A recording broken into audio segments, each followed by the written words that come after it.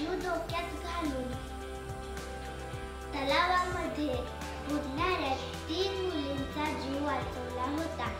8 August 2024 मध्ये ही घटना घडली होती. शेखोपुरसराय परिसरातील बेलाव पंचायतीचे किशनपूर गावातल्या 3 मुली तलावात बुडत होत्या. ते पाहताच 10 वर्षाचा सौरव याने आपल्या जीवाची पर्वा केली नाही. कोणीतरी मदतीला येईल याने म्हणून वाट बघत बसला नाही. त्याला उत्तम पोहता येत होते.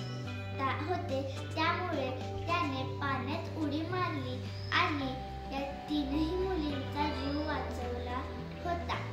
त्याचे कौतुक करण्यासाठी त्याला भारत सरकारकडून राष्ट्रीय बाल हस्ते पुरस्कार देऊन गौरवण्यात आले आहे. राष्ट्रपती द्रौपदी मुर्मू यांच्या हस्ते सौरव याला पारितोषिक देण्यात आले आहे.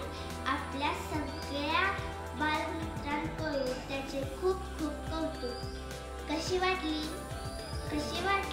सौरव कुमारची ही गोष्ट? आता तुम्ही पण होणार ना धाडसी? कशालाही घाबरायचं नाही. हे यंदाच्या बालदिनानिमित्त नक्की ठरवा. आणि कधीही भीती वाटली तर सौरव कुमार याला डोळ्यासमोर आणा.